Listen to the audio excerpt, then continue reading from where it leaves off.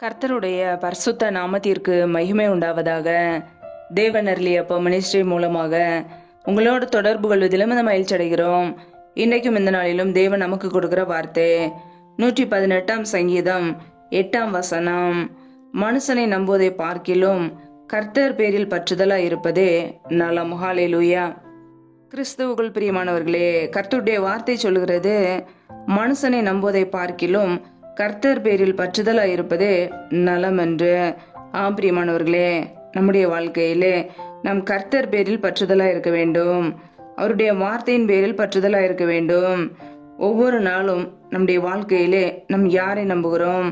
கர்த்தரை நம்புகிறோமா அல்லது மனிதர்களை நம்புகிறோமா?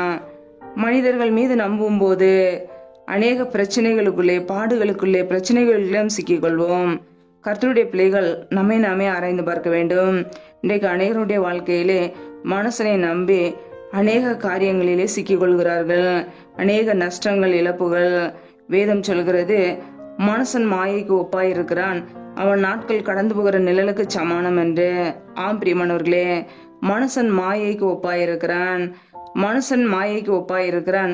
அவன் பேசுகிற வார்த்தைகள் மாயான வார்த்தைகள், பொய்யான வார்த்தைகள். அவன் நாட்கள் கடந்து போகிற நிழலுக்கு சமானம் என்று வேதம் சொல்கிறது. பிரியமானவர்களே, நம்முடைய வாழ்க்கையிலே மனுஷனை நம்பாதபடிக்கு நம் கர்த்தரையே நம்பி வாழ வேண்டும். கர்த்தர் பேரில் பற்றுதலா இருக்க வேண்டும். அப்பொழுது நம்முடைய வாழ்க்கையிலே சகலமும் நன்மையாய் முடியும். ஹல்லேலூயா. கர்த்தரை நம்பும் போது நம்முடைய வாழ்க்கையில ஆசீர்வாதங்கள், நன்மைகள். பிரியமானவர்களே, இன்றைக்கு நாம் யாரை நம்புகிறோம்? மனுஷன் பேசுகிற வீணான வார்த்தைகளை நம்பி ஏமாற்றப்பட்டு இருக்கிறோமா அல்லது கர்த்தரையே நம்பி வாழ்கிறோமா? கர்த்தருடைய வார்த்தைகளை நம்புகிறோமா? இரவும் பகலும் வேதத்தை தியானிக்கிறோமா? இயேசு கிறிஸ்து நமக்கு கற்றுக் கொடுத்த வார்த்தைகளுக்கு கீழ்ப்படுகிறோமா? நம்மை நாமே ஆராய்ந்து பார்ப்போம். நம்முடைய வாழ்க்கையிலே எப்பொழுது மனுஷனுடைய வார்த்தைகளை நம்பி வாழ்கிறோமோ, கர்த்தரை விட்டு நாம் விலகி வாழ்கிறோமோ, நாம் ஆசீர்வாதங்களை இழந்து போவோம். பிரியமானவர்களே, ஒருபோதும் மனுஷனுடைய வார்த்தைக்கு செவி சாய்க்காதபடிக்கு கர்த்தருடைய வார்த்தைக்கு கீழ்ப்படிந்து வாழ்வோம். கர்த்தர் பேரில் பற்றுதலா இருப்போம். அதுவே நமக்கு நலம், நன்மையாக முடியும். ஹல்லேலூயா. மனுஷன் மாயைக்கு ஒப்பாயிருக்கிறான். மனுஷன் ஒரு நாள் அழிந்து போவான். அவன் பேசுகிற வார்த்தைகளை நம்பி நம் ஏமாந்து போகாதபடிக்கு நம் கர்த்தர் மீது நம்முடைய நம்பிக்கையை வைக்க வேண்டும். இன்றைக்கு அநேகருடைய வாழ்க்கையிலே மனுஷன் பேசின வீணான வார்த்தைகளை நம்பி அநேக காரியங்களை இழந்து போயிருக்கிறார்கள். சமாதானத்தை இழந்து, நிம்மதியை இழந்து, அநேக பிரச்சனைகள், பாடுகளுக்குள்ளே சிக்கி தவிக்கிறார்கள். கர்த்தருடைய பிள்ளைகள் ஒருபோதும் மனுஷனை நம்பக்கூடாது. கர்த்தரை மாத்திரம் நம்ப வேண்டும். கர்த்தரை நம்பும் போது நம்முடைய வாழ்க்கையிலே சகல நன்மைகளும் நமக்கு உண்டு. ஹல்லேலூயா. ஒருபோதும் நம்முடைய நம்பிக்கை மனுஷனாக இருக்கக்கூடாது. மனுஷன் பேசுகிற வீணான வார்த்தைகளை நம்ப கூடாது. கர்த்தரையே நம்ப வேண்டும்.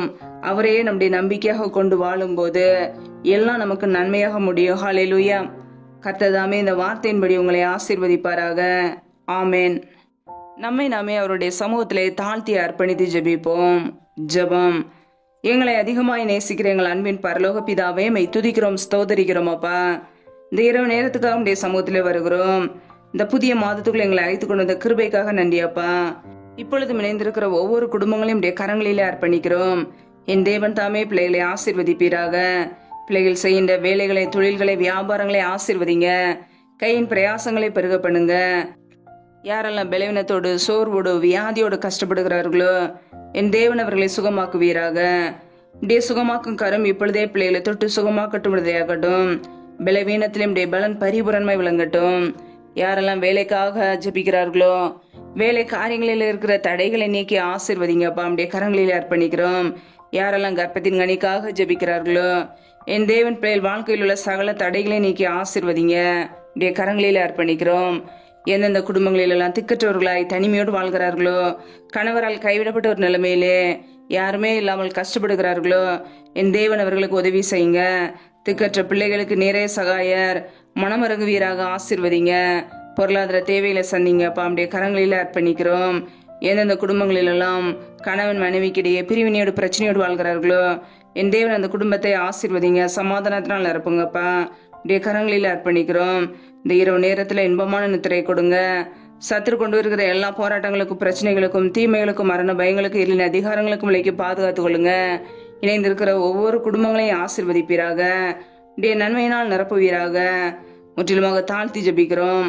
எல்லா துதி கன மகிமை எல்லாம் ஒருவருக்கே செலுத்துகிறோம். இயேசு கிறிஸ்தின் மூலம் ஜெபிக்கிறோம் ஜீவனுள்ள நல்ல பிதாவே, ஆமேன். கர்த்தர் தாமே உங்களையும் உங்கள் குடும்பங்களையும் ஆசீர்வதிப்பாராக. ஆமேன்.